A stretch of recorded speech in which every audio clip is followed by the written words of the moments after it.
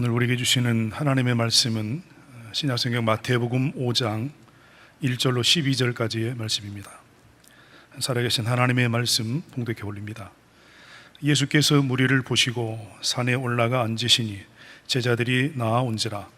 입을 열어 가르쳐 이르시되 심령이 가난한 자는 복이 있나니 천국이 그들의 것이며, 애통하는 자는 복이 있나니 그들이 위로를 받을 것이며, 온유한 자는 복이 있나니 그들이 땅을 기업으로 받을 것이며, 의에 줄이고 목마른 자는 복이 있나니 그들이 배부를 것이며, 긍휼히 여기는 자는 복이 있나니 그들이 긍휼히 여김을 받을 것이며, 마음이 청결한 자는 복이 있나니 그들이 하나님을 볼 것이며, 화평케 하는 자는 복이 있나니 그들이 하나님의 아들이라 일컬음을 받을 것이며, 의를 위하여 박해를 받는 자는 복이 있나니 천국이 그들의 것임이라. 나로 말미암아 너희를 욕하고 박해하고 거짓으로 너희를 거슬려 모든 악한 말을 할 때에는 너희에게 복이 있나니 기뻐하고 즐거워하라. 하늘에서 너희의 상이 큼이라. 너희 전에 있던 선지자들도 이같이 박해하였느니라. 아멘. 이제 첫 강의를 시작을 하도록 하겠습니다. 첫 강의의 제목은 하나님 나라는 무엇이며 누가 소유하는가. 하나님 나라는 무엇이며 누가 소유하는가. 이제 강의 제목으로 강의를 하실 텐데, 우리 먼저 강사 목사님을 제가 잠깐 소개를 하도록 하겠습니다. 우리 첫 강의는 황용현 우리 목사님, 황용현 박사님께서 강의를 해주십니다. 우리 황용현 목사님은 서울대학교를 졸업하셨고요, 캐나다 토론토 틴데일 신학대학원에서 MDB를 공부하시고, 미국 시카고 트리니티에서 PhD를 받으셨습니다. 그리고 목사님은 AMI 국제 안디옥 선교단을 설립하셨고요, 현재 미국 틴데일 과월 라이언스 신학대학원 교수시고요, 분당 AMI 교회 담임 목사님이십니다. 우리 황용현 목사님 모시도록 하겠습니다. 박수로 환영해 주십시오. 감사합니다.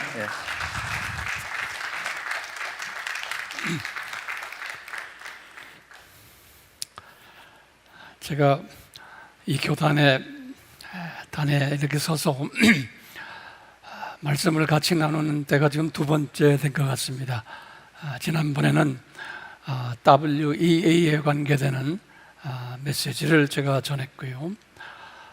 오늘은 하나님 나라는 무엇인가, 그리고 누가 이 하나님 나라를 소유하는가, 이 부분을 좀 심도 있게 좀 같이 나누려고 그래요. 목회자님들이시고 또 신학교에 관계되시는 또 교수님들도 계시고 하니까 제가 설교 스타일보다는 티칭 스타일로 하려고 합니다. 그래서 제가 말을 좀 천천히 하면서 여러분들이 소화하시면서 잘 적으시도록 그런 방법으로 제가 강의를 시작하겠습니다. 그래서 될 수 있으면 이 인포메이션들을 다 받으셔서 많은 사람들에게 또 나누시는 그러한 시간이 됐으면 하는 바람으로 제가 이 자리에 섰습니다. 하나님 나라라는 그 단어가요, 상당히 애매한 단어고요. 제가 많은 분들, 국내외적으로 관계되는 분들하고 이제 의논을 해보면 하나님 나라에 대한 정의가 그렇게 깨끗하지가 않아요. 대개가 보면 적당히 그냥 막연히 알고 있는 것이 하나님 나라라는 그러한 개념으로 제가 생각이 되고, 그래서 안타까워서 제가 이 부분을 좀 나름대로 좀 정리해 드리면 어떨까라는 마음을 성령님이 주셔서 제가 이 자리에 섰습니다. 상당히 어렵고 어떻게 보면 복잡하고 또 까다로운 주제인데요, 나름대로 성령님이 저에게 깨닫게 하신 부분을 쉽게 좀 정리해서 올려드릴까 하는 마음을 가지고 이 자리에 섰습니다. 우리가 복을 이야기할 때, 복하면 예수님께서 지금 오늘 마태복음 5장 그 산상수훈에서 팔복을 말씀하실 때 굉장히 중요한 개념을 예수님이 하신 말씀이 있어요. 뭐냐면 이 심령이 가난한 자는 복이 있나니 그 다음에 천국이 저희 것이요, 이런 말씀을 하셨어요. 천국이 저희 것이요. 그리고는 8번째로 내 이름을 인하여 너희들이 핍박을 받을 때 너희들 그런 사람은 복이 있나니 또 무슨 말씀하셨냐면 천국이 저희 것이요, 이런 말씀을 하셨어요.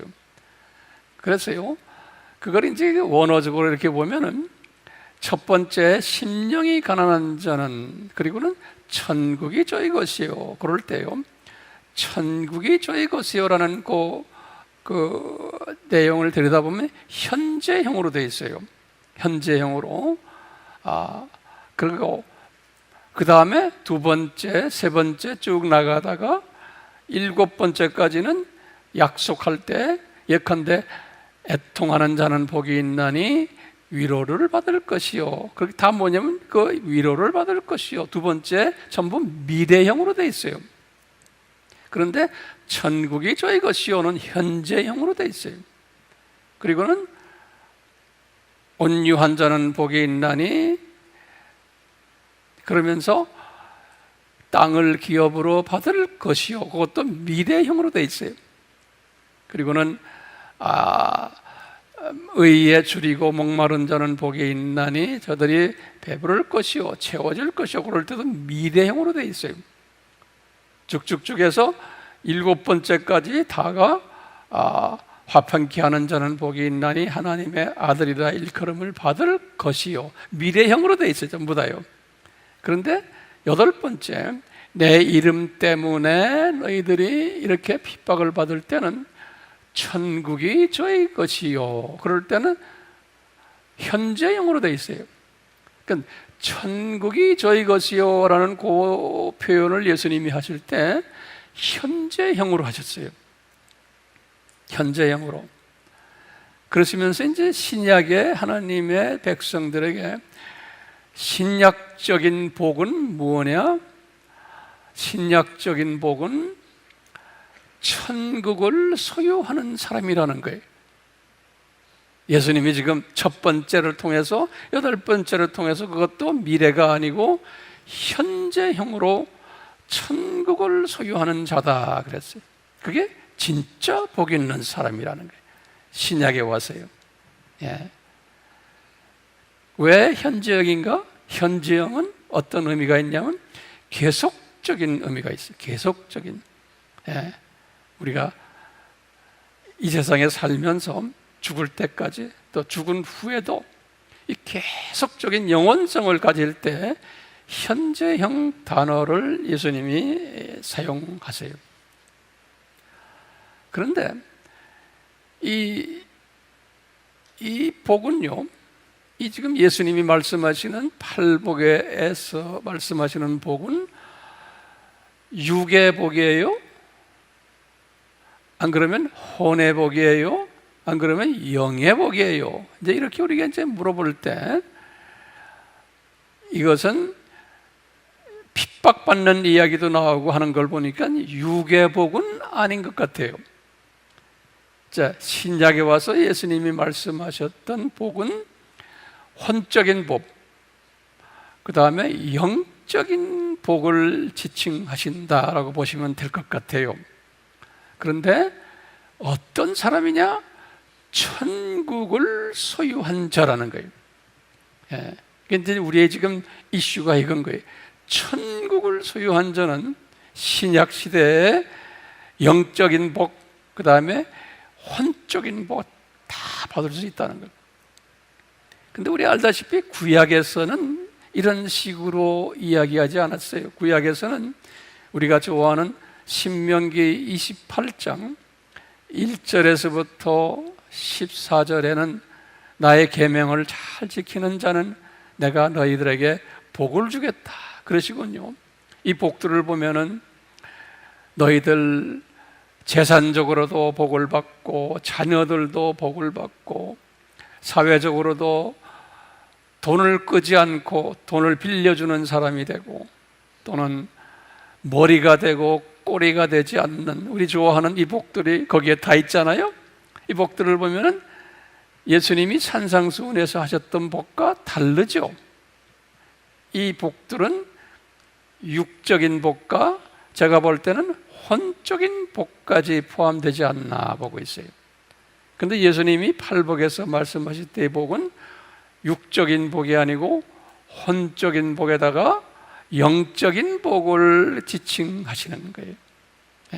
그래서 이 육적인 복을 이야기하는 구약에서 말하는 복에는 하나님 나라가 저희 것이요 이런 말씀 안 하셨어요.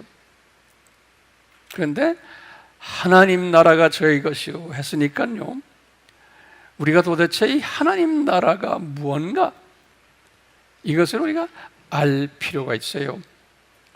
가끔 제가 외국인들에게도 이런 걸 한번 물어보면은 또 한국인들도 좀 똑똑한 분들이 하나님 나라가 어디 있습니까? 이렇게 여쭤보면은 똑똑한 분들은 이렇게 대답해요.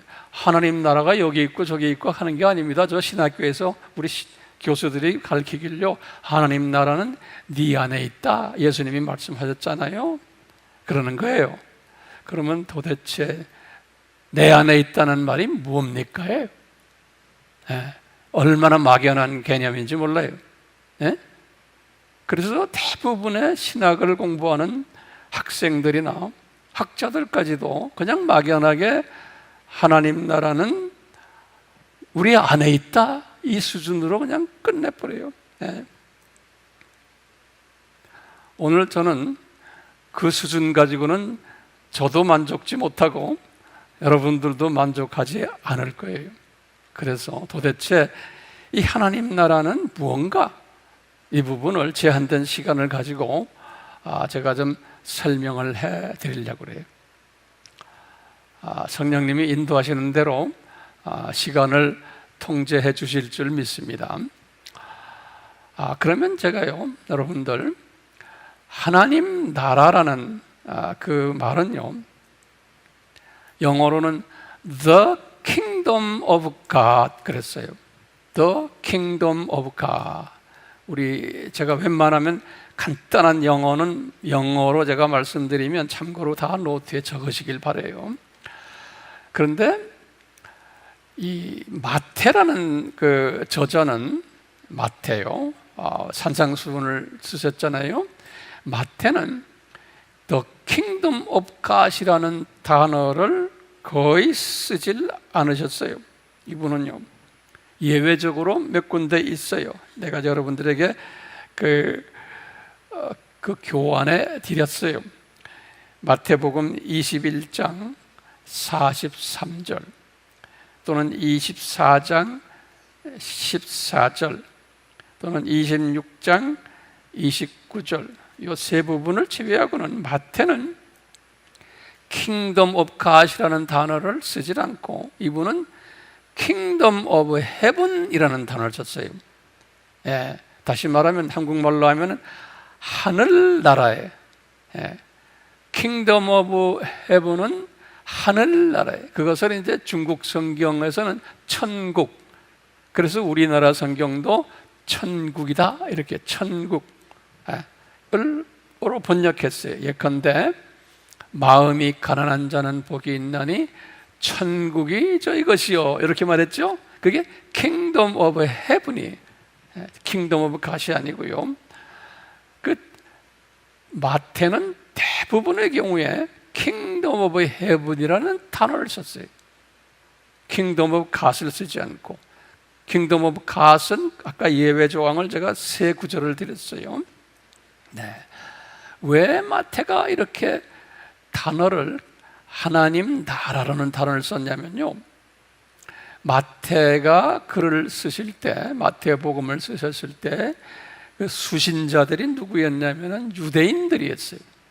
유대인들, 기독교화된 유대인들에게 편지를 쓴 것이 마태복음이라 이제 이렇게 보고 있는데요. 유대인들은 전통상 하나님 나라라는 말을 쓰지를 않아요. 그 대신에 하늘나라라는 단어를 써요, 유대인들은요. 왜냐하면 하나님이라는 그 단어를 유대인들은 쓰지를 못해요.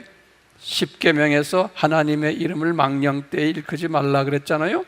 그 계명 때문에 유대인들은 하나님이라는 단어를 쓰지 않으려고 그래요. 그래서 그분들의 몸에 배어있기 때문에 기독교로 개종한 사람들이지만 유대인들에게는 하늘나라라는 말하는 것이 하나님 나라로 그렇게 생각하는 거예요. 다시 말하면 하늘이나 하나님을 동일어로 생각하는 거예요. 동일어로. 그게 유대 문화예요. 그래서 마태는 유대인들을 상대로 복음을 썼기 때문에 거의 90% 이상을 하늘나라라는 표현을 썼어요. 그것을 우리 성경에는 천국으로 표현을 한 거예요.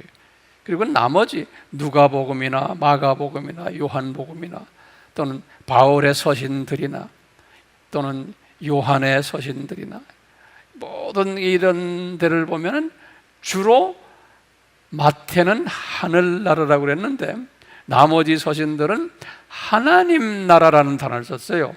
그렇기 때문에 성경은요, 어떤 분들은 이게 두 개가 왜 이렇게 다릅니까? 이렇게 할 때 그 다른 이유를 제가 설명하는 거예요. 그러니까 성경은 하나님 나라라고 쓴 것이 대부분이에요. 자, 이런 문제 때문에 소위 신학계에서 특히 우리 종말론을 우리가 말할 때 세대주의라는 종말론 우리 알죠? 이 세대주의는 친이스라엘 사상 가진 분들이에요. 나머지의 종말론은 반이스라엘 사상을 가지고서 종말론을 발전시켰는데 이 세대주의는 친이스라엘 사상에, 다시 말하면 이스라엘 민족들은 특별한 하나님이 선택받은 사람들이다라는 그 믿음 하에서 종말론을 만든 것이 세대주의 종말론이에요. 그래서요, 이 세대주의 종말론을 가르치는 분들, 우리 아는 메시아닉 유대인들이란 말 우리 들었죠. 메시아닉 유대인들도 세대주의 종말론을 주로 믿고 있어요. 이 사람들부터 시작해서 이 세대주의 크리스찬들 꽤 많아요. 우리나라는 많지 않지만 미국은 상당히 많고 제3세계에 가도 엄청 많아요. 근데 우리나라에서는 무천년주의자들은 세대주의자들을 자꾸 이단이라고 자꾸 말하는데 그건 큰 실수하는 거예요. 저는 세대주의는 아니지만 세대주의를 이단이라고 말하는 것은 무천년주의 하는 사람들에게는 큰 실수하는 거예요. 우리 주님이 보실 때 별로 기뻐하지 않으실 것 같아요. 왜냐? 지금 오늘날 전 세계에 이 세대주의를 가르치고 세대주의를 믿는 분들이 세계적인 유명한 학자들, 목회자들, 선교사들 엄청 많아요. 그리고 예수님 사랑하는 분들이 엄청 많아요. 그렇기 때문에요, 우리가 그냥 한국이라는 이 좁은 바닥에서 내가 아는 신학 하나 가지고 내가 아는 것이 다라고 생각하고는 다른 사람을 이단화시키는 것은 상당히 위험해요. 그러니까 우리는 그런 부분에서 겸손해야 돼요. 바깥을 아셔야 돼요. 바깥에 하나님이 사랑하는 자들, 세대주의를 따르는 분들이 얼마나 많은지를 모르는 거예요. 특히 이 마지막 때에는요, 이 세대주의 신학이 전 세계를 휩쓸고 있어요.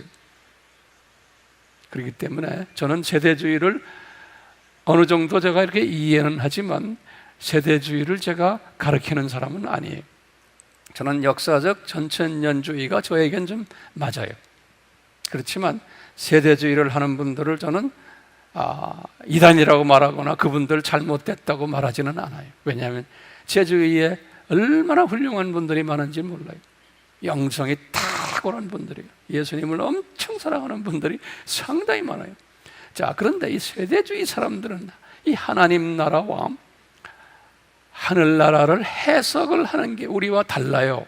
참고로 여러분들은 알 필요가 있어요. 어떻게 다르냐면요, 이분들은 유대 사람, 이스라엘 사람들을 이방 사람보다 우위에 있다라고 보는 사상에, 이 사람들은요, 하나님이 이스라엘 사람들을 특별 대우한다라는 그런 사상을 가지고 있기 때문에 이 하늘나라는, 다시 말하면 킹덤 오브 헤븐, 천국은 어떤 것이냐, 이방인들이 들어가는 것이다, 나중에 죽어서. 그리고는 이분들은 하나님의 나라는 킹덤 오브 갓은 유대인들이 들어가는 곳이다 라고 해서 이렇게 분류시키는 신학자들도 있어요.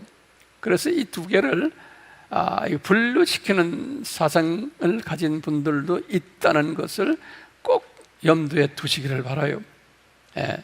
왜냐하면 우리나라에도 세대주의적인 사상을 가진 학자들, 목회자들, 평신도들 엄청 많거든요. 웹에 들어가 보면 대부분의 사람들이 다 그 그룹들 같아요. 이렇게 보면요. 그렇기 때문에요, 이분들이 이 하나님의 나라와 하늘나라를 구별해서 설명하는 분들이 가끔 있을 때 우리가 참고로 이분들은 이것을 이래서 구분하는구나 라고 아실 필요가 있어요. 그분들을 내가 정죄하는 것이 아니고 이런 배경이 있기 때문에 이분들이 이걸 다르게 이해하는구나. 저는 거기에 동의하지는 않지만 전통적으로 우리 보수 신학에서는 하나님의 나라와 또 하늘나라, 천국은 같다라고 보는 거예요. 동의어다라고 보는 거예요. 이 동의어라는 그 전제를 깔고 제가 지금 이 강의를 시작할 것입니다. 제 서론이에요. 동의어로 생각하시고요, 동의하지 않는 분들은 동의 안 해도 괜찮아요. 괜찮으니까요, 그냥 참고로만 아시길 바라고요. 그러면은 이 하나님의 나라, 저는 가끔가다 하나님의 나라, 하늘나라 이렇게 섞어서 쓸 거예요. 이 하나님의 나라는 어떻게 구성되어 있는가? 라고 이제 우리가 이제 질문을 던질 때, 나라기 때문에 거기에는 분명히 첫 번째는 통치자가 있다라고 보는 거예요. 나라기 때문에요. 그래서 통치자는 그러면 누구냐? 그러면은 우리는 전통적인 삼위일체론에 의하면은 실제로 삼위 하나님 중에서 우리의 삶 속에 들어와서 실제로 수행하는 하나님은 예수 하나님이세요. 그렇기 때문에요, 이 세상을, 하나님의 나라를 통치하시는 분은 예수님으로 우리가 이해하는 거예요. 하나님의 나라의 통치자는. 그리고 두 번째로, 나라에는 통치자가 있으면 꼭 영토가 있어요. 영토가, 테리토리에 영토가 있는데, 영토는 어떤 크기냐? 그럴 때 오늘 제가 이 부분을 좀 있으면 칠판에다 좀 간단하게 설명해 드릴 텐데요, 영토를 공간적인 영토로 우리가 해석을 한 경우도 있고요. 공간적인 영토란 건 뭐냐면 1층 천, 2층 천, 3층 천, 이 모든 이 공간이 하나님의 나라다, 이렇게 이제 보는 공간적인 개념에서의 하나님의 나라가 있고요. 또 이뿐만 아니라 이 직선적인 개념이에요. 시간적인 개념에서의 하나님의 나라가 있어요. 예컨대 영원한 세계, 또 시간 세계, 이 세상, 또 우리가 영원한 세계로 돌아가는 영원 세계, 이 직선 개념이, 이것을 우리가요 하나님의 나라다 그러는 거예요. 하나님의 나라다. 자, 이 하나님의 나라는 통치자가 있다고 그랬죠. 그 다음에 두 번째는 영토가 있다고 그랬죠. 근데 영토는 어떻게 해요? 공간적인 영토와 직선적인 영토가 있다. 이 부분을 제가 오늘 설명을 해 드리려고 그래요. 그리고는 또 한 부분이 있는 게 뭐냐면 통치자가 있고 영토가 있는다 하면 꼭 그 안에는 백성이 있는 거예요. 백성이 나라기 때문에요. 백성이 있는데 신기하게도 우리가 섬기는 성서에 보면은 두 종류의 백성이 있는 거예요. 두 종류의 백성이. 요한 1서 3장 10절에도 요한이 말씀했어요. 하나님의 백성이 있고 사탄의 백성이 있다는 거예요. 이거 하나님 나라 안에. 네. 하나님의 백성이 있고 사탄의 백성이 있다 그랬어요. 우리가 들고 다니는 우리 성서에는 그것이 분명하게 구분되어 있어요. 자, 그러면 이제 제가 그번에도 잠깐 말씀하셨지만 이 기독교가 가지고 있는 파라독스가 있어요. 파라독스. 이 파라독스란 건 억측이라고 그래요. 논리에 맞지 않는 게 있어요. 이 기독교의 이 교리 중에 이게 지금 뭐냐면 하나님 나라와 관계해서요. 첫째 뭐냐면 이 하나님 나라에는 성령님도 운행하시고 그 다음에 악령인 사탄도 운행하는 거예요. 이 하나님 나라 안에. 이게 우리에게는 상당한 파라독스예요. 거기다가 또요, 백성들이 하나님의 자녀들도 있는데 또 사탄의 자녀들도 있는 거예요. 이 하나님 나라에. 그런데 신기하게도 예수님은 하나님의 백성은 소수다 그랬어요. 좁은 문으로 들어가는 마태복음 7장 13절에서 14절에 보면 좁은 문으로 들어가는 조그만 하나님의 소수의 하나님의 자녀들이 있고 멸망으로 들어가는 넓은 길로 가는 사람들이 엄청 많다는 거예요. 이게 대다수라는 거예요. 이게 기독교의 파라독스예요. 이 하나님 나라라는 이 나라에 두 영이 존재하고 또 거기에 두 백성이 있는데 이 사탄의 백성이 숫자가 훨씬 더 많고 또 사탄의 백성이 더 재력이 더 많고 돈이 더 많고 권력은 이 양반들이 다 가지고 있고 명예도 이분들이 다 가지고 있고 그 다음에 강하고 요 양반들이 하나님의 자녀들을 핍박을 하고 대신 하나님의 자녀들은 권력도 많지 않고 재력도 많지 않고 이분들과 비해서 명예도 많지 않고 이 사탄의 자녀들에 의해서 미움당하고 핍박당하고 그러는 거예요. 이런 이 하나님의 나라가 이렇게 우리의 상식으로 볼 때 이게 파라독스인 거예요. 예. 그리고는 예수님께서 이 사탄에게 이 세상의 왕권을 줬어요. 요한복음 12장 31절에 보면요, 예수님이 사탄에게 이 세상을 다스리는 왕권을 줬어요. 왕권을. 그리고는 하나님의 자녀들이 핍박을 받으면서 성서에서 1세기 때도 보면 베드로도 그러고 요한도 그러고 또 우리 바울도 그러고 항상 말하는 게 우리 하나님의 자녀들은 이 세상의 나그네들이다 우리는 그러는 거예요. 예. 우리는 이곳이 우리 고향이 아니다. 우리는 잠깐 이 세상에 방문 온 자들이다. 이런 표현을 써요. 그렇기 때문에 이렇게 보면 이 세상의 주인은 사탄과 그 자녀들 같은 인상이 들어가는 거예요. 자, 이런 것들을 목회자님들이, 교인들이 목회자님들에게 여쭐 때, 왜 오늘날 크리스찬들은 다 고등교육을 받고 똑똑하고 사회에서도 우리보다도 더 많은 세상 경험하고 여러 가지로 이 지식이 발달되고 지혜가 있고 한 사람들이 이런 기본적인 문제들을 물어볼 때 우리가 어떻게 대답해야 되냐 이거예요. 우리가요, 어떻게 이런 부분들을, 왜 악이 더 성하냐? 왜 악한 사람이 더 많으냐? 예.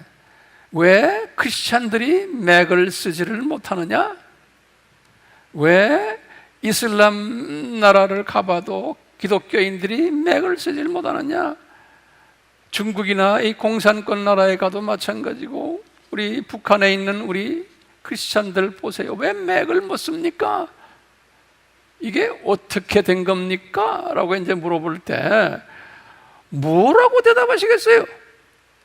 그러면 전통적으로 여러분들이 뭐 기독교인들은 핍박받게 돼 있다 이래가지고는 그분들에게 이게 이해가 안 돼요. 똑똑한 분들이에요. 웬만한 목사님들보다도 더 똑똑해요. 예. 그러니까 우리 목사님들도요, 세상 지식도 많이 가지고 있어야 돼요. 예. 똑똑하지 않으면 이 똑똑한 사람들을 우리가 향해서 이 엄청난 하나님의 비밀의 말씀을 전할 수가 없어요. 예. 그랬어요. 제가 우선 간단하게요, 하나님의 나라가 이 공간적인 측면에서 몇 층천이라고 그랬어요? 3층천이라고 그랬죠? 예. 그래서 제가 여기다 간단하게 그릴 테니까요, 한번 여러분들도 같이 그려주세요. 예.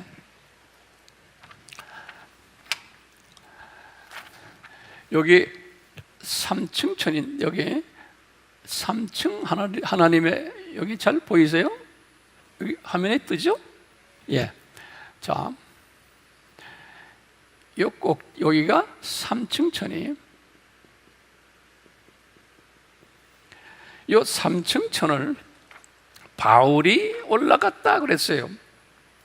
이 고린도 후서 12장 2절에서 4절에 보면 바울이 3층천에 올라갔는데 그것을 바울이 뭐라고 말했냐면 낙원이었다 그런 데가 낙원. 그러니까 이 3층천이 하나님의 보좌가 있는 곳으로 우리가 보면 되겠고, 나중에 우리가 이제 올라갈 곳으로 우리가 보면 되겠어요. 근데 얼마나 높은지는 우리가 알 수가 없어요.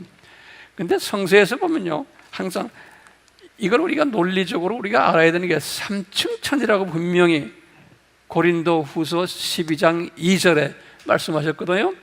그러면 3층천이 있다라는 말은, 이 말은 뭐냐면, 아하, 2층천도 있구나, 1층천도 있구나라는 전제를 깔아놓고 이야기하는 거 아닙니까? 이거 여러분들 가르칠 때 항상 그렇게 하셔야 돼요.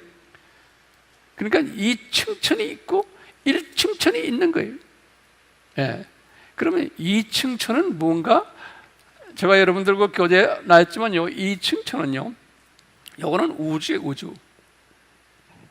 이제 성경 구절을 제가 또는 우주라고 그러는데 이걸 성서에서는 궁창이라고 부르게 되어 있어요. 궁창. 성경 구절은 거기 다 나오니까 창세기 1장 14절에서 15절 또는 시편 19편 1절 성경 구절이 많이 나오는데 제가 참고로 이렇게 몇 개만 드렸어요. 거기 2층천이, 그리고는 분명 1층천이 있는 거예요. 1층천. 요 1층천은 공중이라 그래서 공중. 우리 성서에서는요, 요건 그냥 과학자들이 말하기를 지상에서 약 한 100km 전후, 이렇게 보시면 돼. 지상에서 한 100km. 요것도 성경에는요, 시편 73편 25절 또는 78편 23, 26 이렇게 공중으로 이제 보시는데, 요 삼층천을요, 삼층천을 여기 이제 이 신명기 10장 14절이나 또는 시편 148편 4절이나 이런 데 보면요, 하늘 중에 제일 높은 하늘이라고 그랬어요. 하늘 중에 제일 높은 하늘. 그러니까 하늘들이 있는데 제일 높은 하늘이라고 그랬어요. 그것을 삼층천, 거기에 삼위 하나님이 계신 것이. 그런데요, 지금 여기가 이제 우리가 이렇게 있는데요, 여기가 이제 우리가 서 있는데, 이 우주라는 거는 뭐예요? 우주는 이게 별의 세계 아닙니까? 이게 별의 세계예요. 이 우주는요, 별의 세계인데, 우리 지구도 이 별 중에 하나예요. 그러니까 지금 우리가 지금 이 1층, 2층, 3층 전을 보는 것은 우리가 있는 이 지구에서 보는 거예요. 지구에서 지금 보는 거예요. 제 말 따라오시죠? 지구에서 보는 거예요. 자, 그런데 지구를 딱 들여다보면요, 지구를 딱 들여다보면은 여러분들 웹에 들어가서도 보셔도 돼요. 지질학자들이 지구가요, 처음 3,000km 지하예요. 이건 그냥 일반 흙이에요. 돌 이렇게 되어 있는데요, 3,000에서 내려와서 이제 4,000까지 내려오면요, 여기는 용암지대. 여기가 6,000도, 6,200 정도에서 15,000 섭씨, 이렇게 뜨거운 곳이. 웹에 들어가서 한번 보세요. 이 용암지대,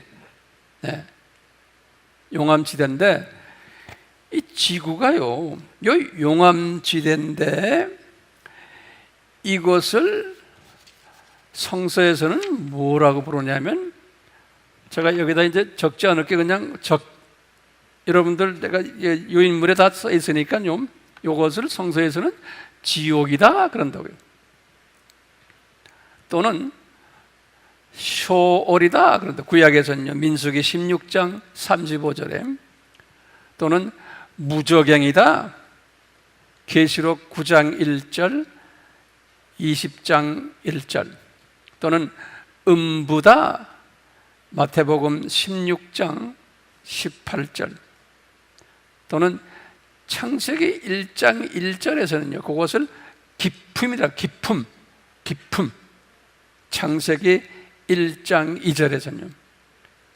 그러니까 창세기 1장 1절에서요, 하나님이 하늘들과 땅을 창조하셨다 그럴 때요, 또 땅은 지구거든요. 지구.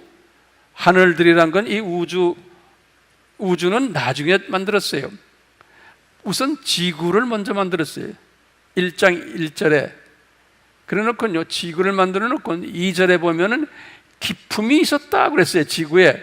그러니까 1장 1절에서 지구를 만드실 때 지금 이 용암까지 다 만든 거예요. 용암까지. 이제 우리의 아주 심각한 질문이에요. 왜 용암까지 다 만들어 놓으셨냐? 근데 사탄의 자녀들이 이 세상에서 살다 죽으면은 다 이리로 가잖아요. 이 세상에서 살다 죽으면. 그리고는 하나님의 자녀들은 여기서 살다 죽으면 어딜 가요?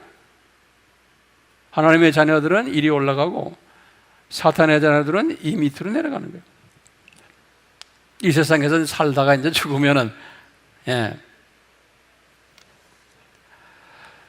자, 이런 개념을 가지시고요, 우선 이 하나님의 나라를 공간적인 측면에서 제가 이렇게 한번 본 거예요. 하나님의 나라는 이 삼층천부터 시작을 해서 하나님의 보좌가 있는 거죠. 얼마나 큰지 우리 몰라요. 엄청나게 크겠죠. 우주가 있고요. 엄청 크지요, 우주가요. 그 다음에 공중이 있고요. 요건 이제 지구에서의 높이예요. 그 다음에 지구가 있는데 요 지구가 7,000km입니다. 7,000km입니다. 두께가. 그런데 밑에 4,000km가 요 지옥으로 되어 있는 게 하나님의 나라가 공간적인 측면에서요. 그러니까 이 하나님의 나라의 통치자가 누군가요? 예수님이라고 그랬죠. 그렇죠? 예. 그리고는 이 하나님 나라에 또 사탄까지 풀어놓은 거예요. 오늘 우리가 나중에 좀 기회 있을 때 제가 설명해 드리려고 그래요. 이 하나님 나라에 두 종류의 백성들이 살고 있고요. 그런 거예요. 자, 이것을 그냥 다른 모습으로 제가 그려보면요. 하나님 나라를요. 공간적인 측면에서요. 여기에 지구예요. 지구. 지구의 가운데 여기가 지금 용암이 있는 여기가 여기예요. 그리고는 여기에 지구고 여기서 1층 천으로 올라가고 2층 천으로 올라가고 3층 천에 이렇게 3층 천. 지금 우리가 지금 여기에 있는 거예요. 여기 딱 서 있는 거예요. 이렇게 우리가 볼 수 있죠. 그래서요, 여러분들이 이제 목사님들이시니까 이걸 잘 정리하셔서 교인들에게 본인이 공부하다가 이거 내 교인들에게 꼭 가르쳐야겠다 생각하시면 그러려면 잘 적으셔야 돼요. 예, 안 적으시면은 나중에 한 50%는 까먹어요.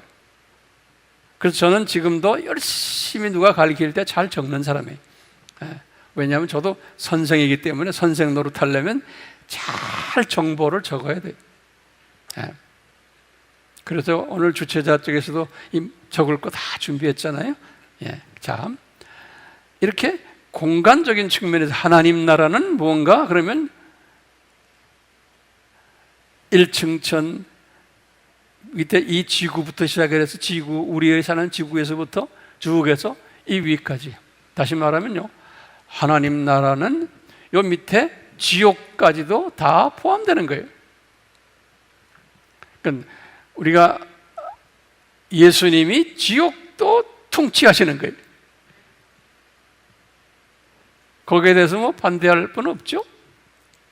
지옥도 예수님이 통치하세요. 예.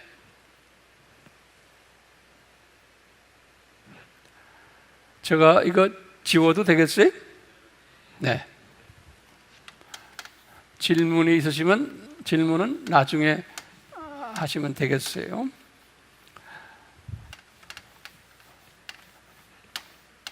자, 그러면 제가 이 시간에는요, 하나님의 나라를 직선적인 개념에서 하나님 나라를 한번 그려보려고 그래요. 직선적인 개념에서요.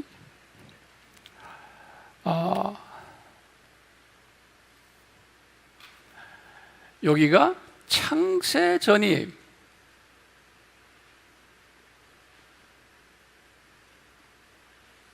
직선적인 개념, 이 노트에 넓게 제가 쭉 나갈 테니까 여러분들도 넓게 가셔야 돼요. 넓게요.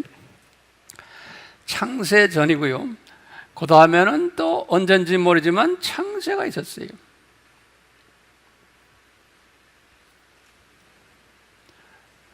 성경에는 창세전 하면 여러 군데 나오지만 고린도전서 2장 7절이나 또는 예수님이 말씀하신 요한복음 17장 5절이나 이런 데 보면 창세전이라는 단어가 나와요. 창세전.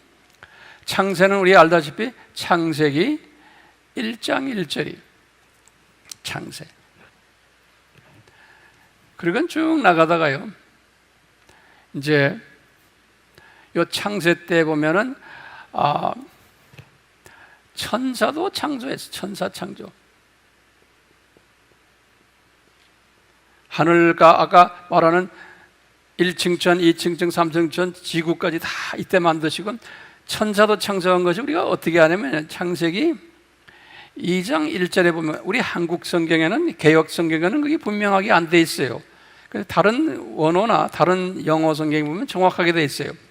이 창세기 2장 1절에 보면 요때 천사를 창조했다.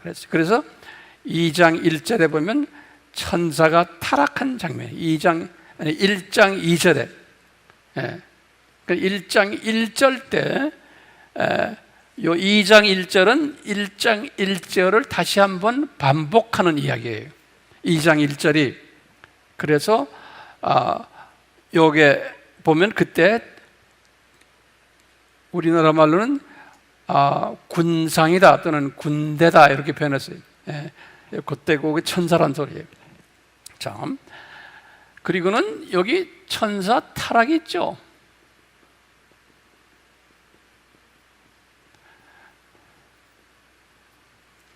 천사 타락이 이사야서 14장 12절에서 19절 또는 에스겔서 28장 11절에서 20절 이렇게 천사 타락이 나와요.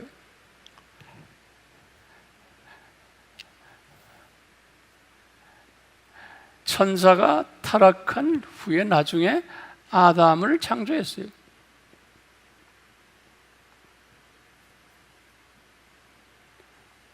창세기 1장 26, 27 또는 창세기 2장 7절에 보면 아담을 창조하시고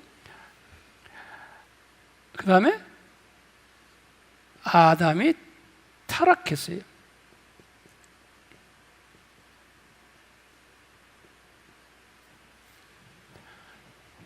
요 창세 전부터 요 아담 창조까지 타락 전까지 요건 영원 세계예요. 영원 세계예요. 아담이 타락하면서 시간 세계로 떨어진 거예요. 아담이 타락하면서. 아담이 타락하면서 시간 세계로 떨어져 가지고 아담이 이때부터 이제 시간 세계에 들어가서 이제 주전 아담이 언제 타락해서 언제 사람이 타락한 사람이 되면 4114년이에요. 여러분도 유인물에 보면 거기다가 연도를 다 드렸어요. 4114년이에요. 아담이 타락했어요. 그래가지고 우리 성경에 보면요, 특히 계시록 5장에 보면요, 5장에 보면은 거기 이제 중간에 에녹이 나와요. 에녹은 3492예요. 계산하면요. 주전 3492. 그 다음에 이제 노아가 나와요. 13058이에요.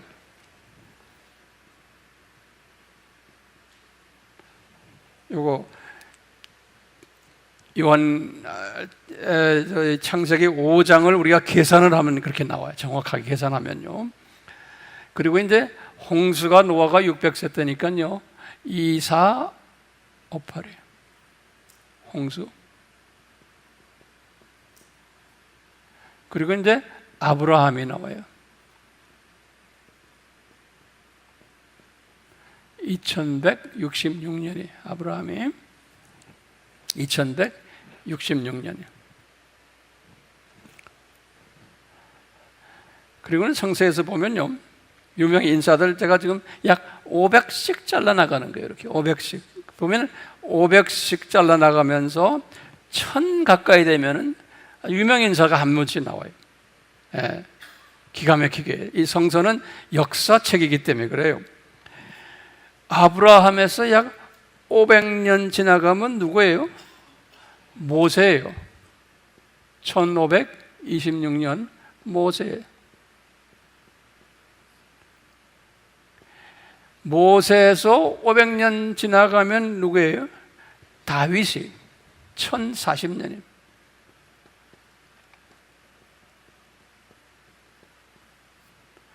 그리고 한 500년 지나가면 그 유명인이 다니엘이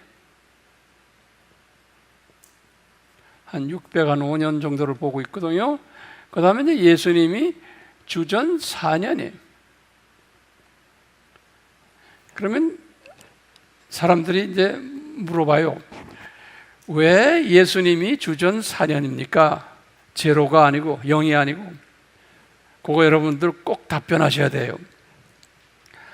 오늘날 어느 누구도 예수님을 제로해에 태어났다는 말하는 가르치는 데는 없어요. 예수님이 언제 태어났냐 하면 우리 학자들이 세 이론이 있어요. 하나는 뭐냐면 주전 6년 학설이 있고 주전 4년 학설이 있고 주전 2년 학설이 있어요. 주전. 이제 학자들마다 달라요. 그러니까 저는 4년을 이야기하는 분인데, 왜냐하면 종교 개혁 이후에 로마 카톨릭이 자기네의 그 칼렌더를 만들었어요. 그 칼렌더 이름이 그레고리안 칼렌더라고 그래요. 그레고리안 칼렌더. 웹에 들어가면 나와요. 그레고리안 칼렌더.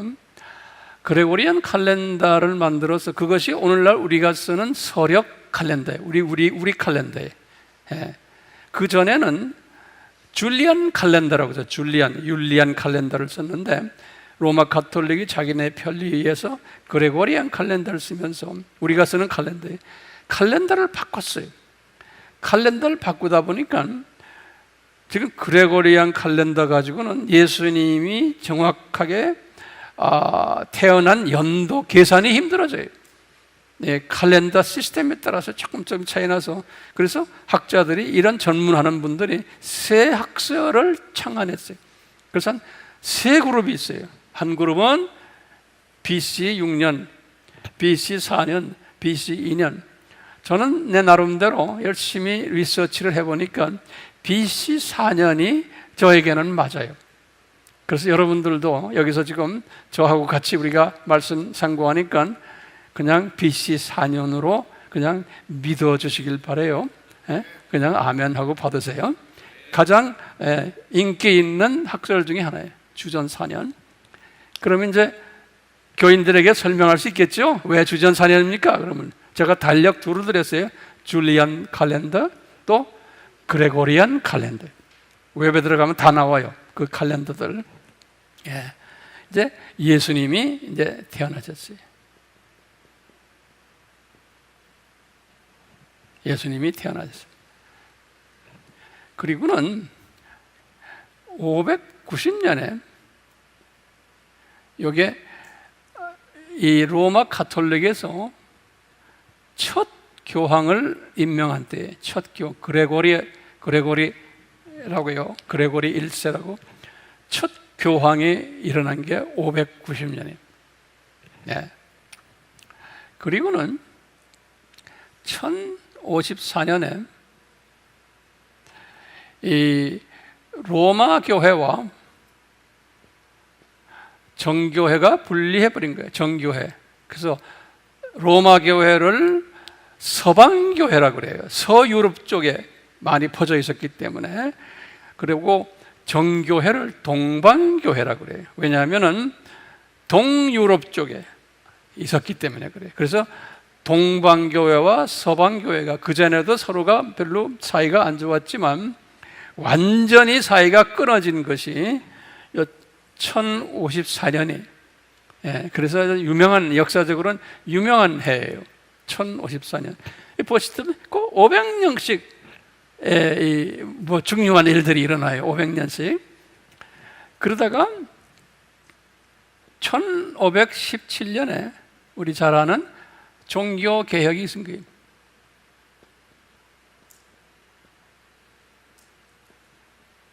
그래서 이제 개신교가 나오기 시작한 거예요. 개신교가.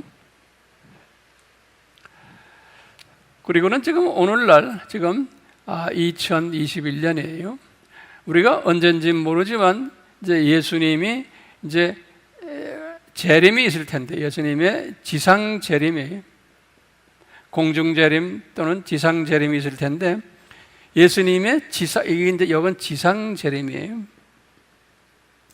예수님이 지상 재림이 있고는 천년 왕국이 있어요.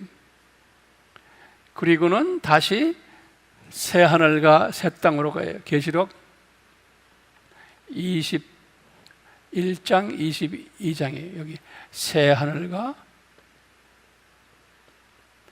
새 땅, 새 예루살렘 이렇게 돼요.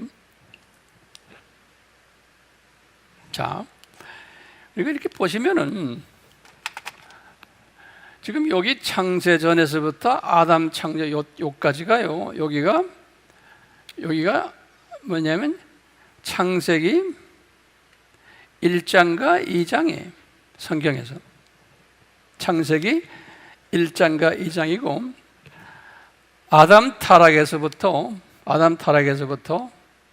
쭉 여기 이제 여기가 심판이거든요. 여기가 계시록 20장의 심판 요때까지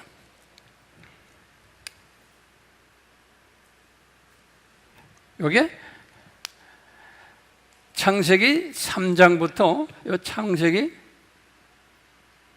3장부터 시작해서 계시록 20장까지 요 기간이요.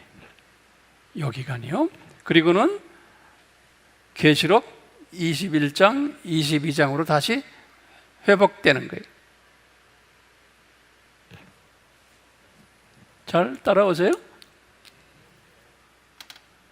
제가 천천히 말해도 괜찮죠? 이렇게? 예. 그럼 신기한 게요. 성서에서는 요 영원 세계예요. 저기도 영원 세계예요. 예. 그렇죠? 요거는 시간 세계예요. 시간 세계인데 요 영원 세계를 성서에서는 예수님이 뭐라고 부르셨냐면 바울도 그러고 요것을 저 세상이라고 그랬어요. 저 세상 또는 윗세상이라고 그랬어요.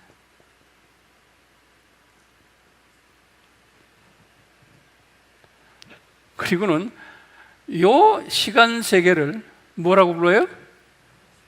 이 세상 또는 아랫 세상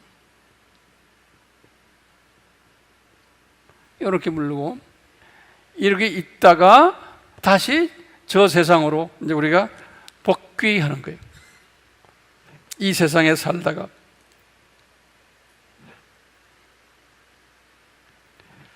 근데 우리 신기한 게요.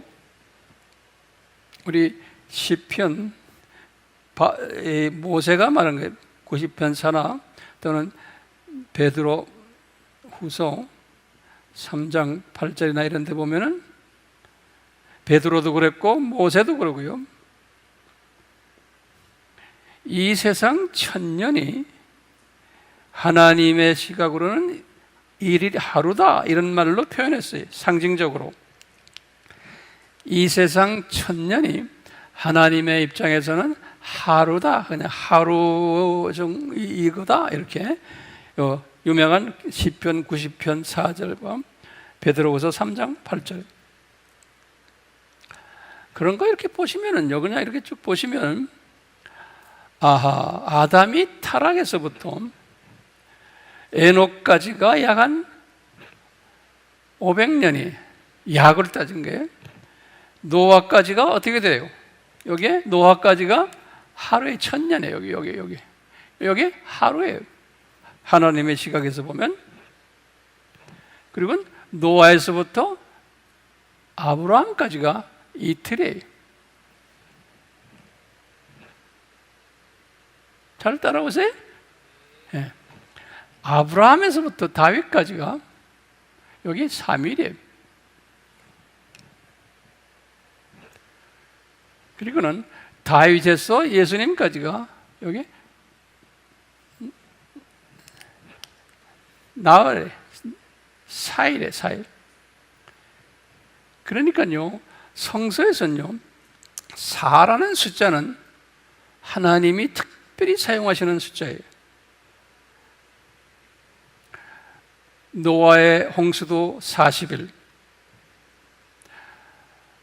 애굽의 400년 노예, 광야에서 40년, 뭐 엄청 많아요. 신약에 와서도 예수님이 공생애를 시작하기 전에 40일 금식하시고, 예수님도요, 예수님께서 부활하시고도 40일간 이 세상에 사시면서 하나님 나라를 가리키고 제자들에게 그 40일 동안 지상 사명을 5번을 내리셨어요. 지상 사명을. 그러니까 이 4라는 숫자가 하나님이 특별히 준비하시는 숫자예요. 무슨 목적을 위해서 준비하시는 숫자예요. 자, 이런 걸 볼 때 아담이 타락한 후에 하나님의 입장에서는 예수님을 모시기 위해서, 예수님을 이 세상에 오시게 하기 위해서 4일 걸렸어요. 4일. 나흘 걸려가지고 예수님이 오시도록 했어요.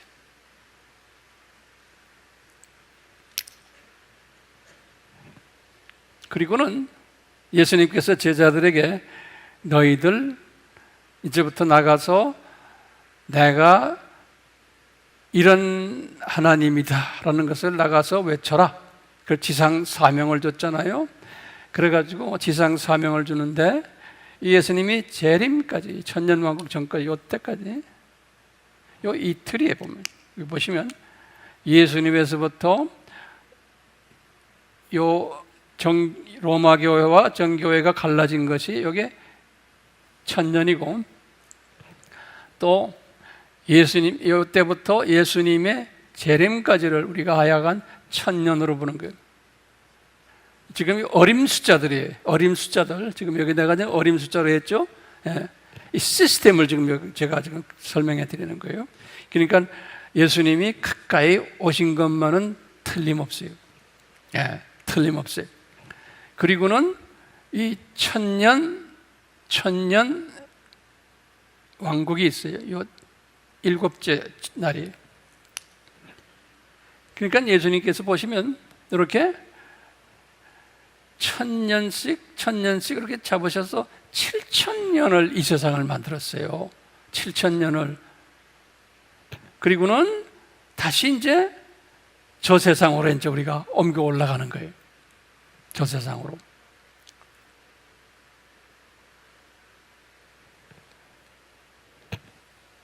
제가 시간 체크를 하는 게 내가 얼마나 시간 가지고 있나. 자, 이제 요즘 보세요. 이제 제가 숙제들을 여러분들에게 좀 드리려고 그래요. 네. 아담이 타락에서부터요, 요 노아까지 요 기간이에요. 요 기간. 여기 어디에 기록되어 있어요? 창세기 5장에 기록되어 있어요. 창세기 5장에.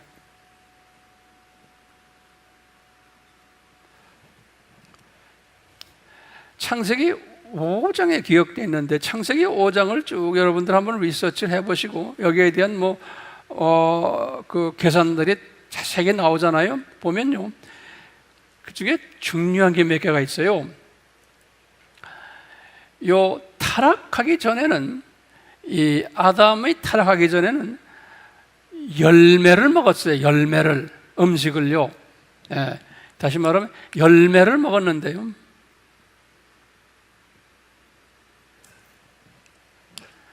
타락을 하고는 시간 속에 떨어져 가지고 이분들이 요 5장에 보면은 요 사람들이 얼마나 오래 살았냐면 약 1000년 가까이 살았어요. 추명이 1000년 플러스 마이너스 그 정도로. 예. 이때가, 이 전에는 영원히 살았는데요. 그리고는 요분들이 어떤 특색이 또 있냐면, 아버지가 100살 되었을 때, 아버지가 100세 되었을 때 첫 아들을 낳았어요. 네, 첫 아들을.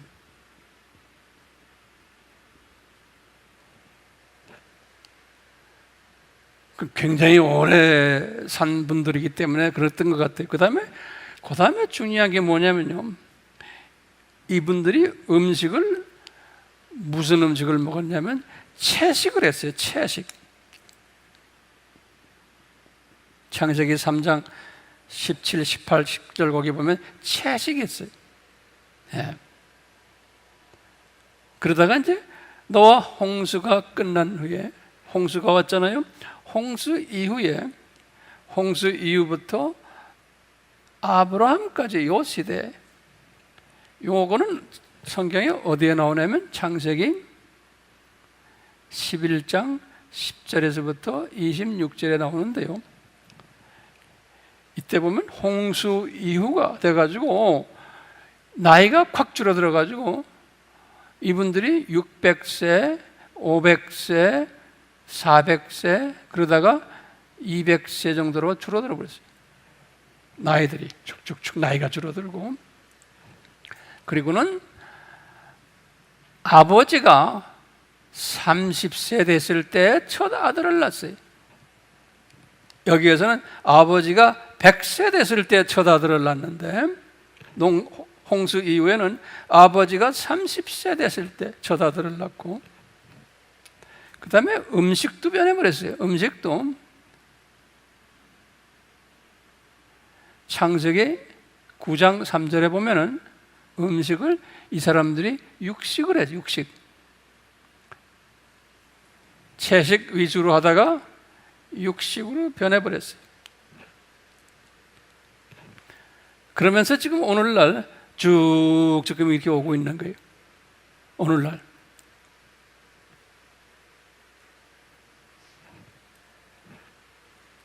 여기 잘 보이세요, 이거?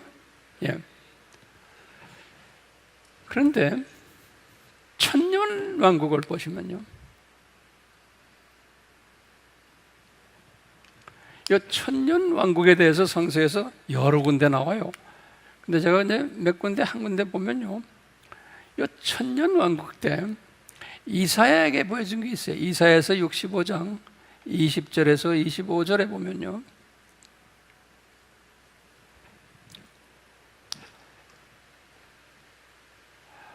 뭐가 있냐면,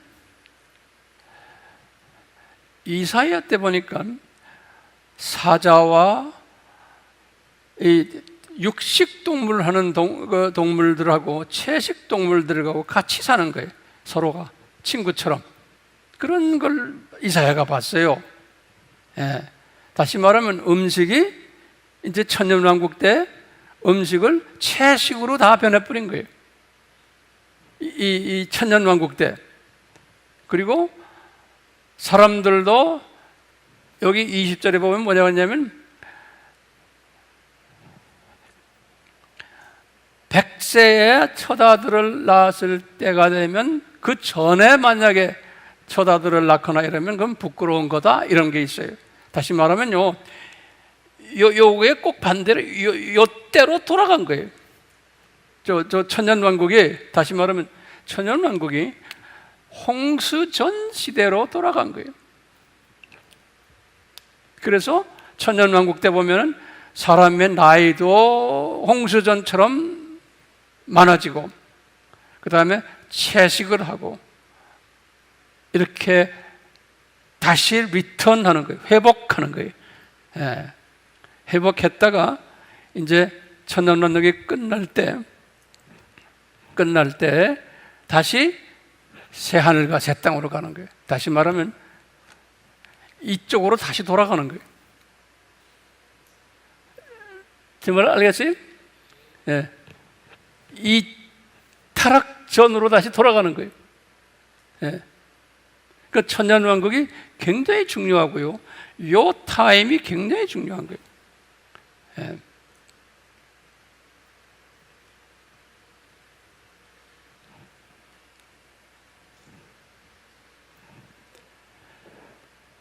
지금 우리가 어디에 살고 있어요? 우리가 지금 요 동네에 살고 있잖아요. 요 동네, 여기. 그러니까 언제 예수님이 오실지는 모르지만 모든 정황을 볼 때 예수님의 재림이 엄청 가까이 온 것만은 틀림없죠. 예. 우리는 이것을 외쳐야 되는 사명자들이에요. 지금 오늘날 크리스찬들은, 오늘날 목회자들은 이제는 이 세상이 이제 거의 끝내가고 있다라는 것을 외쳐야 되는 사명자들이에요. 예, 저는 이것을 철저히 믿는 사람이에요. 예. 이것을 교인들에게 가르쳐서 깨닫게 하고 시대 분별력을 깨닫게 하고 예수님의 재림이 가까이 왔으니까 정신 차려라. 다시 말하면 감람산 설교에 초점을 맞추고 교인들이 깨어나도록, 왜냐하면 예수님이 분명히 말씀하셨거든요. 너희들 깨어나라. 내가 이런 모든 메시지들을 줄 때는 그래서 나의 재림을 준비하라. 또 준비하도록 목회자들아 가르쳐라. 이 세상에서 어떻게 하면 너희들이 지금 잘 살 것인가, 어떻게 화평하고 어떻게 성공하고, 이런 때가 아니라는 거예요. 예, 교인들에게 초점을 흐리게 해놓으면 안 된다는 거예요. 예, 우리는 이 시대에는 지금 특히 우리가 코비드-19 이걸 보면서 더 구체적으로 주님께서 우리에게 이것을 보여주는 거 아니에요? 그러니까 이런 코비드-19는 우리에게는 엄청난 복인 거예요. 왜요? 예수님의 재림에 가까웠다는 우리 피부로 느끼는 이 복을 우리에게 주셨잖아요. 그러니까 교인들도 이제 더 눈을 뜨게 되고 더 마음이 겸손해지고 하게 되는 거 아닙니까? 그렇기 때문에 우리가 정신을 차리고 열심히 예수님의 재림을 가르쳐 줘야 되는 거예요. 딴 데 신경 쓰지 못하게 하고. 예.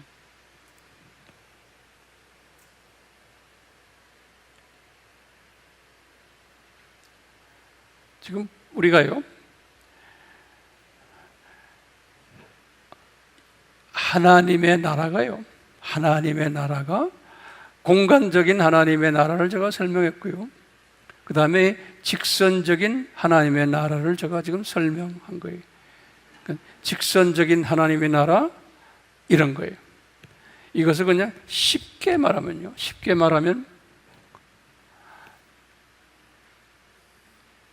이렇게 생긴 거예요. 그렇죠? 쉽게 말하면 이렇게 생긴 거예요. 그런데 여기를 딱 보니까 이 하나님의 나라가 이것이 7,000년으로 딱 되는 거예요. 여기 7,000년으로. 네.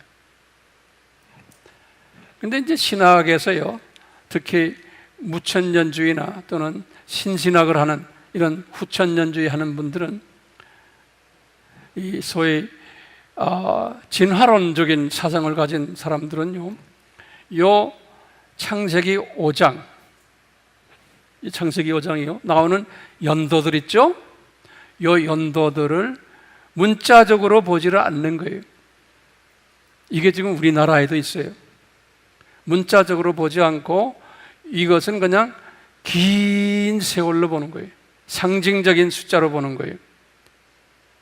그리고는 창세기 1장부터 11장까지, 다시 말하면 아브라함을 부르는 게 12장이거든요. 첫 11장은 그것은 실제 역사적 사건이 아니라고 보는 그 가르침이 우리나라에도 꽤 많아요. 예. 그래서 그것을 영어로는 미스트라고 그래요. 신화라고 그래요. 우리나라의 어느 신학교라고 내가 말을 안 하지만 우리나라의 소위 주류 교단의 신학교들이 지금 이렇게 가르치고 있어요. 그래서 학생들을 눈을 감겨놔요. 그렇기 때문에 이 7,000년 학설을 믿지 않아요. 그걸 믿지 않기 때문에 저 천년왕국도 믿지 않아요. 무천년주의는 뭘 믿어요? 천년왕국은 예수님의 요 초림했을 때 이때부터 시작해서 지금까지 이게 천년왕국이라고 믿는 거예요. 예. 그러니까 이 도표를 믿질 않아요. 이 도표를 믿지를 않으면은 안 풀리는 게 엄청나게 많아요.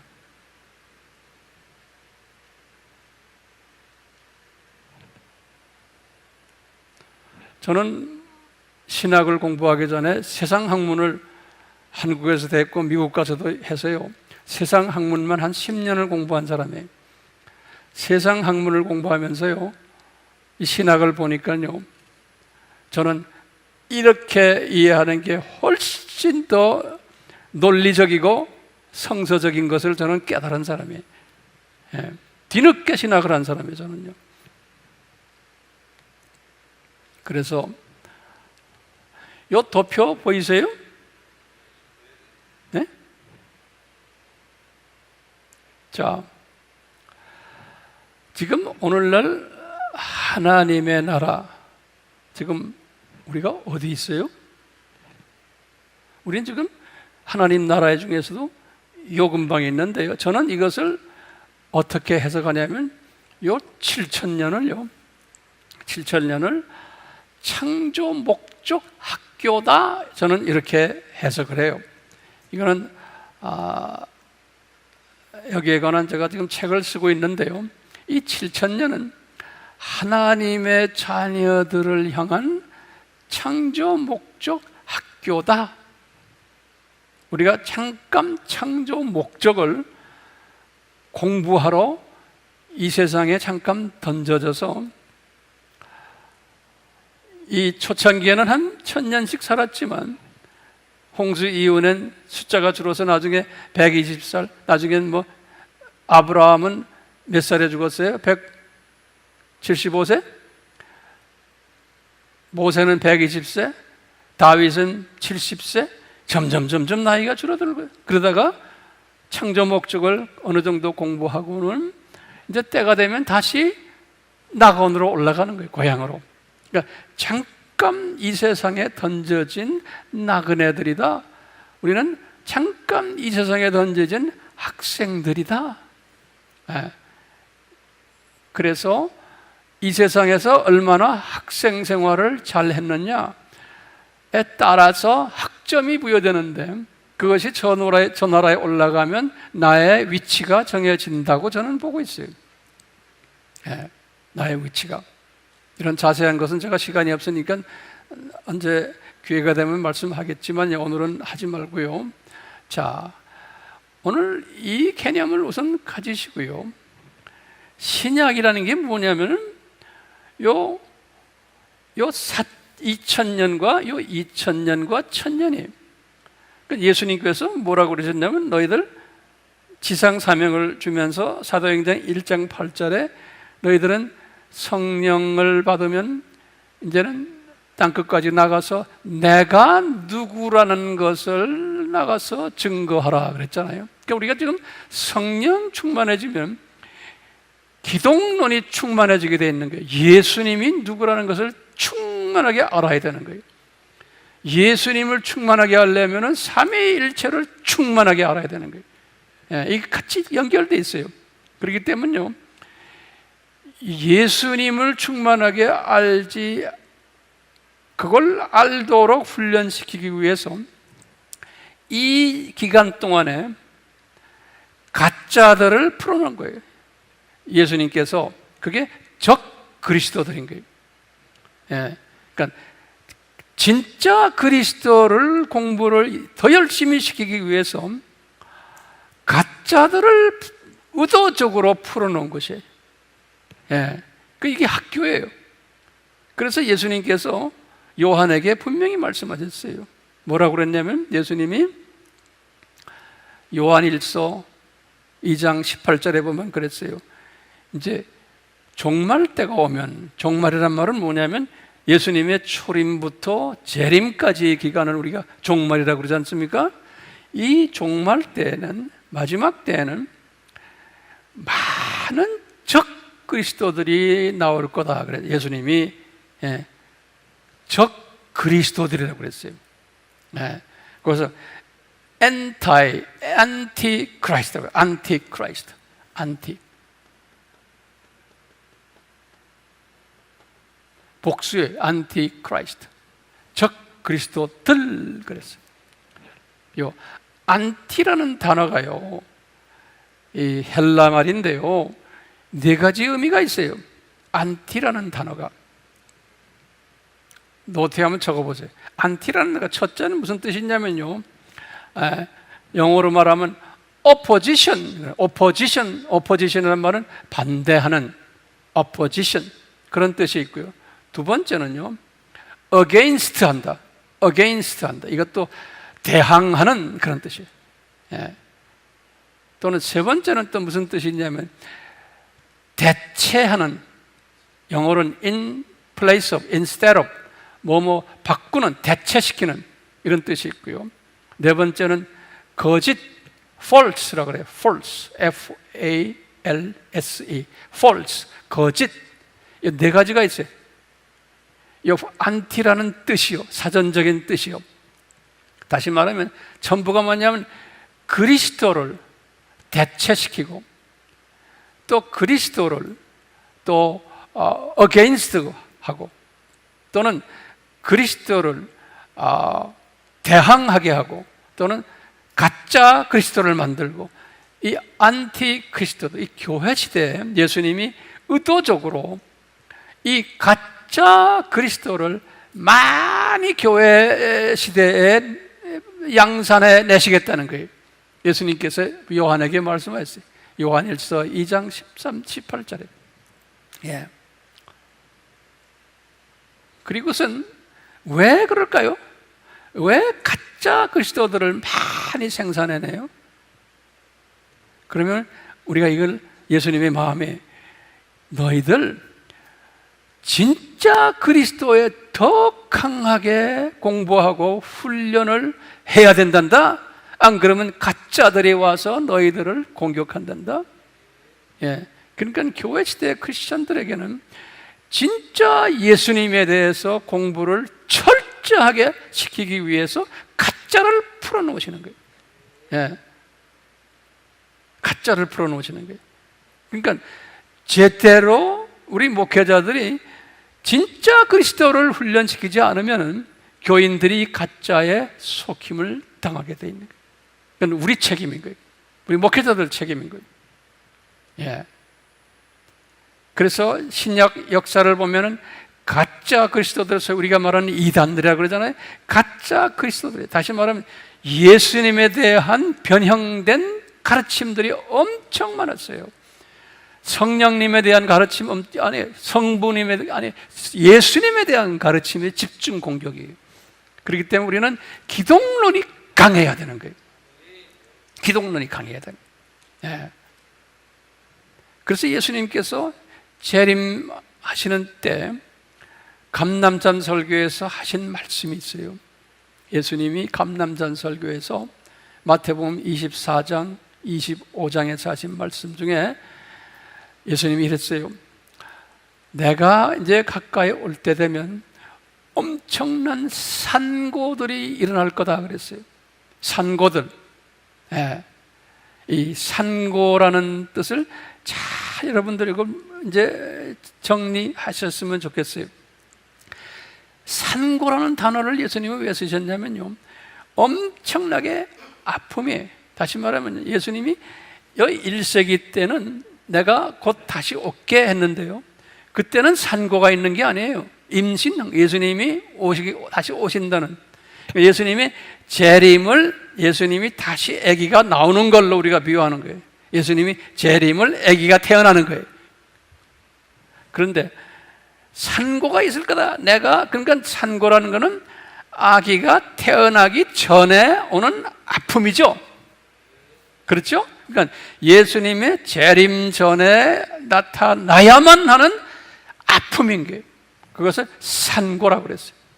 산고. 헬라 말로는 오딘이라는 단어를 썼는데요, 산고예요. birth pain에. 이 산고는 어떤 특색이 있어요? 한 아기가 나오기 한 3, 4개월 전에는 약간씩 아프다가, 한 1개월 전에는 심하게 아프다가, 일주일 전에는 더 심하게 그러면서 점점 아파오는 게 아닙니까? 그렇기 때문에 예수님의 재림 전에는 이 산고가 심할 텐데 예수님이 분명히 말씀하셔서 어떤 상고들이 올 것인가? 그랬어요. 예수님께서요, 마태복음 24장에요 말씀하시기를, 우선 정치적, 문화적, 경제적 산고들이 있을 거라는 거예요. 정치적 산고, 문화적 산고, 사회적 산고, 교육적 산고, 세상이 다 이런 식으로 아픔이 있을 거라는 거예요. 두 번째 산고가 뭐냐면요, 자연적 산고가 있을 거라는 거예요. 예를 들면 지진이 일어나고 태풍이 일어나고 또 흉년이 와서 먹을 것이 없어지고, 이 자연적 산고들이 엄청 일어날 텐데, 예수님이 재림 전에는 더 심하게 그러니까 지진이 앞으로 더 심하게 일어나고, 태풍이 더 심하게 일어나고, 기후변화가 더 심하게 일어나고, 이런 일들이 지금 우리 피부에 지금 우리 느끼잖아요. 예? 겨울이 오면 겨울이 어떤 때는 거꾸로 여름처럼 더울 때도 있고, 여름이 겨울처럼 되고, 뭐 아주 이상 기후가 막 일어나고, 지금 뭐 온도가 올라가서 지금 북극과 남극의 얼음들이 막 녹아나고, 뭐 기타 이런 것들 지금 있잖아요. 이건 산고들이고 자연적 산고들이에요. 예. 세상 사람들이 봐도 이런 산고들이 있는데, 우리는 그 사람들이 만들어 놓은 것을 보고는, 그분들이 만들어 놓은 데이터와 모든 것을 보고는, 신문 기사나 TV에 나오는, 왜 우리가 핸드폰에서 나오는 모든 걸 보고는, 아하, 이 산고가 심하구나. 예? 그러면서 예수님이 또 산고 하나를 말씀하신 것이 복음적 산고를 말씀했어요. 복음적 산고. 이 뭐냐면, 가짜 그리스도들이 엄청 많이 나올 거다라는 말씀하셨어요. 24장 4절에서 5절에 뭐냐면, 거짓 예수가 아니에요, 거짓 그리스도들이 많이 나올 것이라는 거예요. 거짓 그리스도들이. 예수님이 그리스도라고 그랬어요. 그 다음에 수많은 사람들이 거기에 속힘을 당할 거다 그랬어요. 그래서 깨어라, 준비하라 그랬어요. 그러니까 기독론에 강해라 그런 거예요. 그러면서 더 구체적으로 말씀하신 게 24장 23절에서 28절에 예수님이 아주 심각한 구체적으로 말씀하신 게 있어요. 24장 23절에서 28절에 아주 저는 그 말씀을 보면서 예수님께 너무나 감사해요. 우리가 이 시대에 살고 있는 게, 예수님이 뭐라고 그러셨냐면, 그리스도가, 예수가 아니에요, 그리스도라는 단어를 써요. 예수님이 그리스도가 여기 있다, 저기 있다, 이럴 때가 올 터인데 믿지 말아라 그러는 거예요. 그런 말씀을 했어요. 이게 무슨 말이냐면요, 오늘날이요, WCC를 통해서, 그 다음에 로마 카톨릭을 통해서 그리스도가 여기 있다, 저기 있다라고 가르치고 있어요. 이 말은 무슨 말이냐면요, 소위 종교다원주의라고 그래요. 종교다원주의라는 게 뭐냐면요, 모든 종교는 다 같다라는 전제하에, 그러려면 하나님은 한 하나님인데, 그러니까 어떤 절대자가 있다라고 믿는 거예요. 근데 많은 사람들이 절대자 있는 것도 믿지 않는 게 많아요. 그렇지만 절대자가 한 분 계신데, 절대자를 향해서 가는 구원자 역할하는 분을 크리스토스 그래요. 그리스도라는 단어를 써요.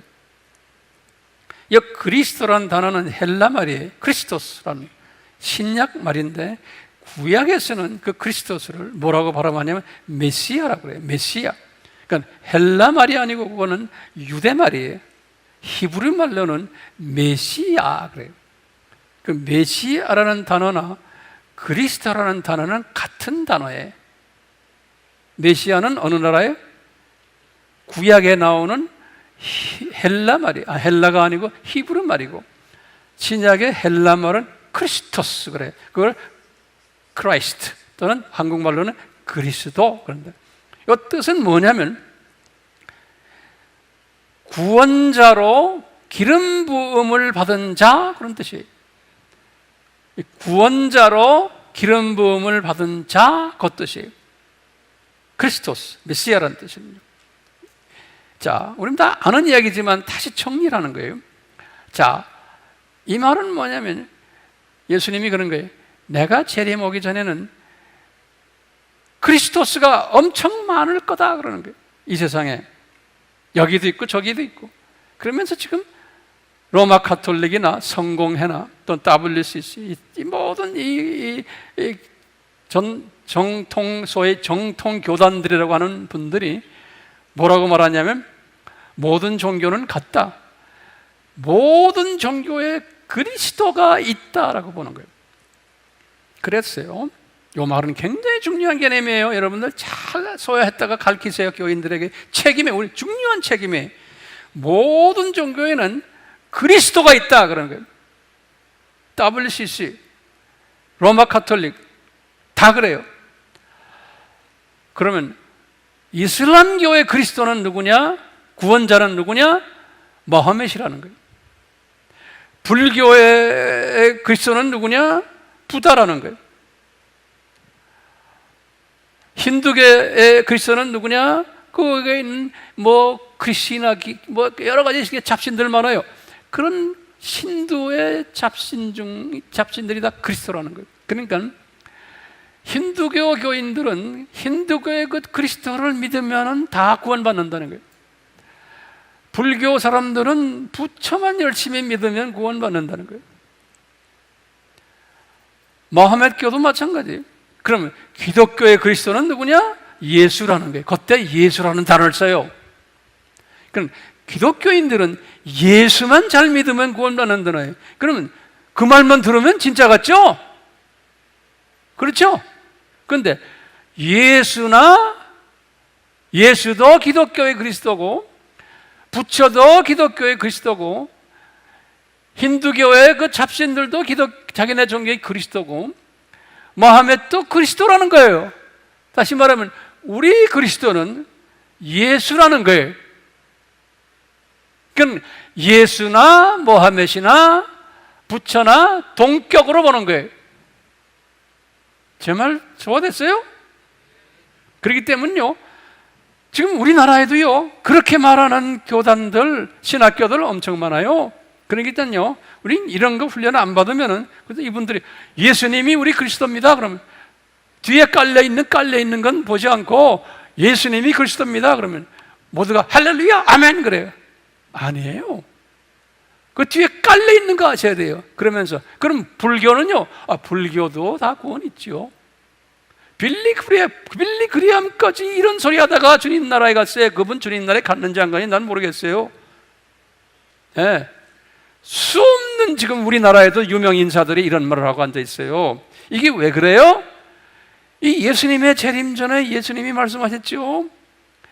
복음의 산고가 있을 거다 라는 것을 분명히 말씀하셨기 때문에 거기 보면 분명히 6절에 보면 그래서 영어로는 그래서 must 반드시 일어나야 된다 그랬어요. 예수님이. 그러니까 이런 일은 반드시 일어난다고 예수님이 말씀하셨어요. 영어로는 must 그랬어요. 그렇기 때문에 우리는 깨어 있어야 되는 거예요. 예. 어디에 깨어 있어야 돼요? 기독론에 깨어 있어야 돼요. 그 다음에 이 세상 저 세상에 대한 이 하나님 나라에 대해 깨어 있어야 돼요. 이 깨어 있지 않으면 안 돼요. 이 저 세상 이 세상 이 그림을 딱 보시고는 우리가 지금 어디에 있다 라는 것을 아셔야 되는 거예요. 그러려면 이걸 가르쳐야 되는 거예요. 도표를 그려갖고. 예수님께서 그랬어요. 이런 일들이 일어날 터인데 마태복음 24장 23절에 그러면 그리스도가 여기 있다 저기 있다 할 때 너희들 믿지 말아라는 거예요. 다른 말로는 오늘날처럼 그리스도가 힌두교에도 있고 불교에도 있고 마하메교에도 있고 다 있다. 어떤 종교에 딱 그리스도가 있다는 거예요. 유교에도 공자가 그리스도라는 거예요. 이렇게들 기독교인들이 지금 말을 하고 있는 거예요. 소위 기독교인들이, 유명 기독교인들이. 그럴 때 예수님이 24절에 뭐라고 그러시냐면요, 24절 그 다음 절에 그랬어요. 거짓 그리스도들과 거짓 선지자들이 많이 나와가지고, 이 말이 무슨 말입니까? 거짓 그리스도들이, 알죠? 거짓 그리스도가 뭡니까? 부처도 힌두교의 아무거도 마하메도 다 그리스도라고 하는, 그렇게 말하는 거짓 그리스도들이 많이 나오고 거짓 선지자들이 많이 나온다는 거예요. 이 말은 뭡니까? 거짓 목사들, 거짓 신부들, 거짓 신학교 교수들이 엄청 많이 나온다는 거예요. 이것을 가리키는, 예수님이 말씀하신 거예요. 반드시 있어야 된다고 예수님이 말씀했어요. 그렇기 때문에 우리는 이 세대에 살고 있는 거예요.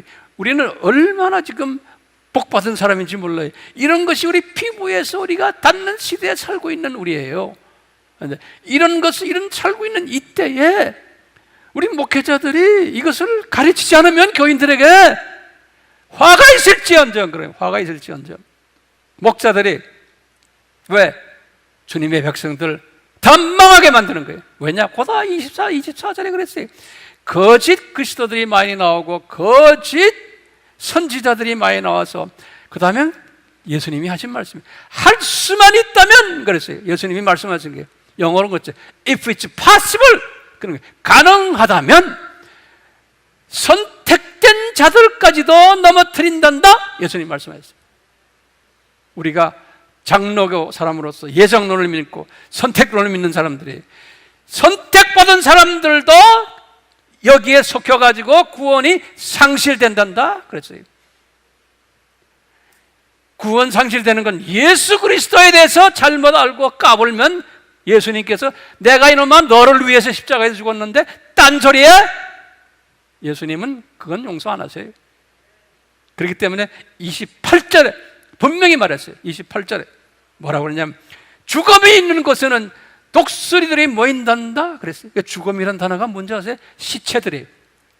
시체들이 모인 곳에는 독수리들, 사탄이 와서 잡아먹는단다.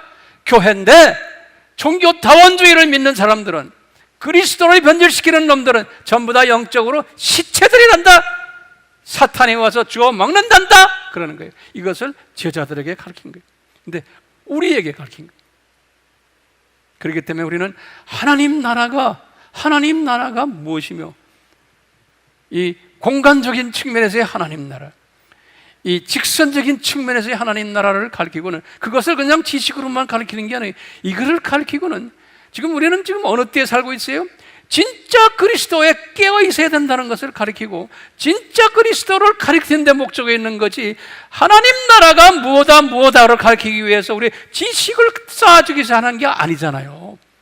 예? 살리느냐 죽이느냐 이 이슈지. 왜? 예수님이 말씀하셨거든요. 교회 안에 가짜 그리스도가 들어와가지고 많은 예정된 하나님의 자녀들 다 죽이게 된단다 그러는 거예요. 지금 그런 때에 살고 있는 거예요. 그러니까 우리나라도 전 세계 어디 가나 마찬가지. 신학교라고 해서 그게 다 신학교가 아닌 거예요. 교회라고 해서 다 교회가 아닌 거예요. 저는 자신 있게 말해요. 왜? 저는 복음을 들고 전 세계로 다니는 사람이에요. 세계 어디에 나가나 똑같아요.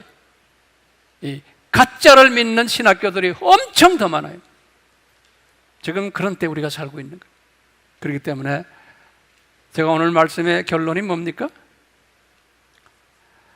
하나님 나라는 무엇인가? 어떤 사람이 하나님 나라를 소유하는가? 제가 서론에서 말씀했어요. 이 하나님 나라, 공간적인 하나님 나라, 이 직선적인 하나님 나라, 이 하나님 나라를 보는 사람은, 예수님이 하나님 나라는 너희 안에 있느니라 그랬죠. 그러면 이게 무슨 뜻일까요? 내가 눈만 뜨면, 눈만 감으면 이 공간적인 하나님 나라를 쫙 항상 이렇게 보이는 거예요. 이 직선적인 하나님 나라를 항상 보고 있는 거예요. 보여요? 이걸 보셔야 되는 거예요. 그럼 어떤 사람이 이것을 구체적으로 보게 되느냐? 마음이 가난한 자는 복이 있나니 하나님 나라가 저희 것이라는 거예요. 다시 말하면요, 마음이 가난하다는 것은요, 내 속에 쓴뿌리가 없는 사람들, 마음이 순수한 사람이에요. 욕심이 없고 미움이 없고 질투가 없고 깨끗한 마음을 가진 사람은, 순수한 마음을 가진 사람은 예수님께서 마음이 순수한 자는 복이 있나니 저들이 하나님을 볼 것이요, 예수님이 그랬죠. 영이 맑아지면서 이 지금 공간적인 하나님의 나라, 직선적인 하나님 나라를 내가 쫙 보게 되고 내가 그것을 소유하는 거예요.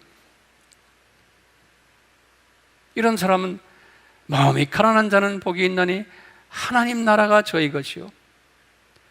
이런 가난한 사람은 항상 겸손하게 애통하는 사람들. 그러면 성령님의 위로가 저에게 있게 되고, 이런 사람은 항상 성품이 온유해서 예수님을 항상 의지하고 겸손해서 항상 땅을 기업으로 받는다는 말은 이 하나님 나라의 영토를 내가 받는다는 거예요. 이 세상 부동산 받는다는 소리가 아니잖아요. 네? 저 나라에 올라가서 이 엄청난 영토를 다스리는 통치자가 된다는 거예요. 네, 통치자가 예수님의 말씀이에요. 그리고는 항상 하나님의 말씀에 배고파하고 성령님의 생수에 목말라 하는 사람, 말씀에 배고파하고 목말라 하는 사람, 복 있는 사람이라는 그런 사람에게, 그런데 이런 사람은 어떻게 되느냐, 항상 이웃을 보면은 긍휼한 마음을 가진다는 거예요. 불쌍히 여기고, 그렇기 때문에 용서해 줄 수 있고 사랑 베풀어 주고. 왜냐하면 그런 사람에게는 예수님이 그랬어요. 내가 너에게도 긍휼을 베풀겠다 그러는 거예요. 그러니까 주님이, 예수님의 긍휼을 우리가 받으려면은 이 첫 단계, 두 번째 단계 이게 쭉 하면서 긍휼을 보여줘야 되는 거예요.